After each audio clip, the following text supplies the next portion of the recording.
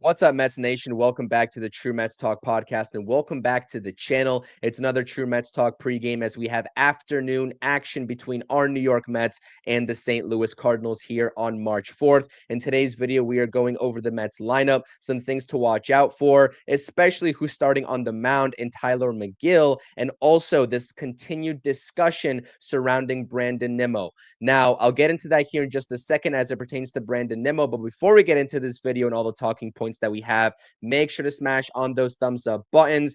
The usual shameless plugging, subscribe to the channel if you want more pregame and postgame coverage all 2025 long here on the True Mets Talk podcast, and also comment your thoughts and opinions down below on whether or not you're concerned about the situation surrounding Brandon Nimmo as we kind of introduced the topic last night in our postgame stream following the action between the Mets and Marlins. If you missed that stream and you want to go check it out, I'll link that in the description for you all to view after this video. But let's get into today's talking points with the lineup that we are going to be seeing this afternoon against the Cardinals. This is who Carlos Mendoza is rolling with. Jeff McNeil batting leadoff, playing left field. Francisco Alvarez batting second, doing the catching duties today. And Pete Alonso batting third, playing first base. Again, Pete Alonso seems to be a mainstay in that three-hole for the New York Mets in spring training.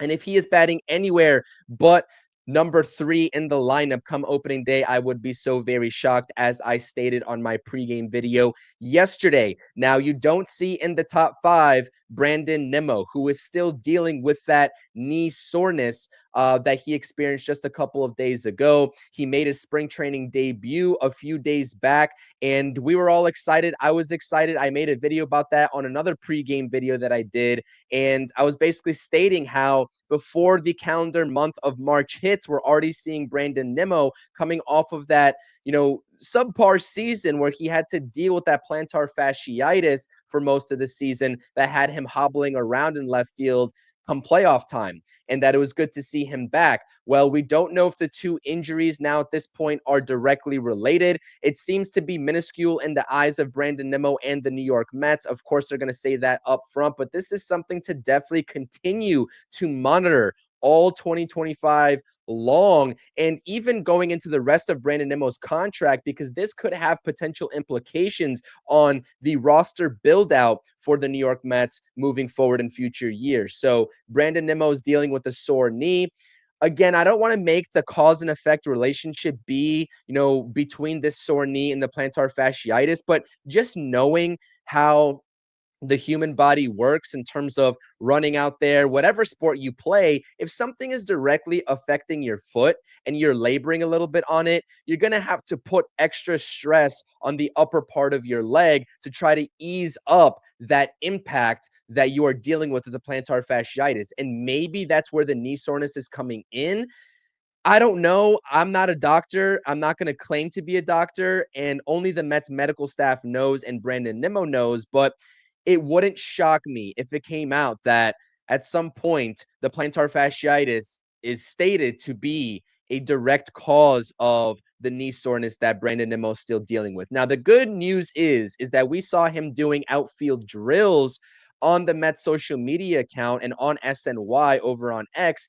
That's great news, and it was great to see. It still looked like at face value he was hobbling around a little bit, but I didn't know if that, he was just taking the drill easy. I don't know. It's too difficult to make any rash judgments from just snippets of videos you see on social media. So we are going to continue to monitor the situation surrounding Brandon Nimmo, because as we stated on the post game yesterday, there could be a real possibility that in order to take Brandon Nimmo off of his feet as much as possible, you can see him rotating in at DH to keep his bat in the lineup, but not playing the field. And that begs the question, what are the residual moves going to be? Would you keep Jesse Winker's, bat in the lineup and play him in left field? Or would you do what Carlos Mendoza is doing today, putting Jeff McNeil in left field and letting the guys that are also competing at second base, whether it's Luis Angel Acuna or in this case, Brett Baty, who you see down below,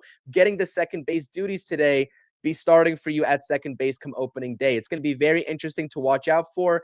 But at the end of the day, it's March 4th. We still have over 3 weeks until opening day. I don't want to make this a bigger deal than it is. I'm just simply stating we need to be very cautious about this situation, and we will keep continuing to monitor it. And I think we're going to be going live for the post game this afternoon following the conclusion of Mets versus Cardinals. So make sure you come on back, and we will be continuing to discuss this very topic, especially surrounding Brett Baty and the hot start that he is getting off to in his spring training. I know that he took the O for his last time out. He was 0 for 3, but he really is swinging a good bat, making good contact. The timing of his swing seems very good. And him playing second base and getting second base reps regularly definitely helps his case in terms of making the open day roster. But I'm getting too ahead of myself here. DHing today and batting cleanup is Jesse Winker. Jose Siri, who is platooning at this point in center field with Tyrone Taylor. I would have to assume Carlos Mendoza is going to give Jose Siri the nod come opening day and have him be labeled as the starter. But I envision more so of a 50-50 split, maybe a 55-45 split between the two ball players who are just immaculate defensively and are two different brands of hitters. Tyrone Taylor's more gap to gap, and Jose Siri can give you the long ball, as we've seen in spring training. So hopefully we continue to see that electricity out of Jose Siri's bat and some of that patience, right? Maybe taking a walk when it comes to him and not swinging at that down and out breaking pitch out of the zone to strike out, because with the home runs, come a lot of strikeouts for Jose Siri, and that's what can be frustrating.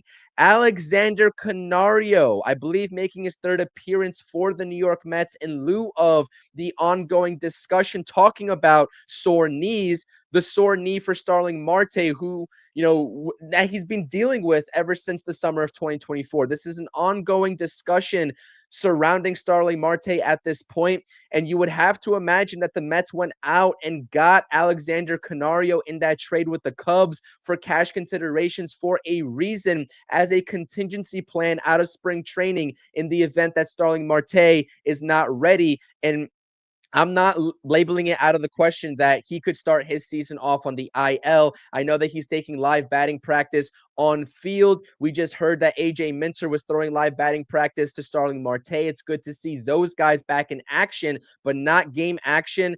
I'm so curious if they're going to be appearing in spring training at all before opening day. So that's something to also watch out for on the injury front. That is two outfielders now dealing with sore knees here as March 4th rolls along and we are heading closer and closer to opening day. Again, Brett Baty batting seventh, playing second base. Luis Angel Acuna, good to see him back. And guess what? He's playing third base. I've been always in the camp that Luis Angel Acuna, with his quickness and with his arm strength, can be a viable option at third base if the Mets really need him in that emergency situation, depending on what happens with Mark Vientos. Well, it looks like I got my hopes up for nothing. SNY Mets and their X account posted the wrong lineup, and they actually flip-flopped the positions between Luis Angel Acuna and Luis de los Santos. This lineup that you see on your screen right here is from the Mets official X account. Luis Angel Acuna batting eighth, playing shortstop, and Luis de los Santos batting ninth, playing third base. I would have much rather have seen and got more excited over Luis Angel Acuna playing third base. I think that he can do it, although we haven't seen him play third base essentially at all, especially during his time with the New York Mets. I think that spring training is a time to get guys acclimated to new positions, but that's not going to be the case this afternoon against the Cardinals. It's Luis Angel Acuna batting eighth, playing shortstop. All right, let's get back into the rest of the video. Starting on the mound today is Mr. Tylor Megill. Watching him very closely as the back end of the rotation competition continues to play on. You've got a lot of different suitors. Paul Blackburn's going to be there. Tylor Megill is vying for a spot. You've got Max Kranick coming hot onto the scene, having a strong start to his spring training, and a whole lot more options for the New York Mets as we talk about internal depth. Now, also with the addition of Jose Urania, who's going to be winning that fifth or even sixth spot in the rotation, that still remains to be seen. But again, Tyler McGill definitely needs to show us something. It's now or never in my eyes with Tyler McGill. We've been holding out so much hope over the past few years. We see that he has the stuff. He just hasn't gotten the consistent results to put it all together. So Tyler McGill is getting the start on the mound. Mets fans, again, this was the True Mets Talk pregame. I know we talked majority of offense here, but continuing to watch these positional battles at second base and the back end of the rotation, and also monitoring the injury concerns surrounding both outfielders at this point in Brandon Nimmo and Starling Marte, and seeing how Mendoza and David Stearns are reworking some of these positions in case they need to opt for that contingency plan in the regular season. So smash that thumbs up button, subscribe to the channel, and we will see you all for the post-game stream this afternoon. Peace.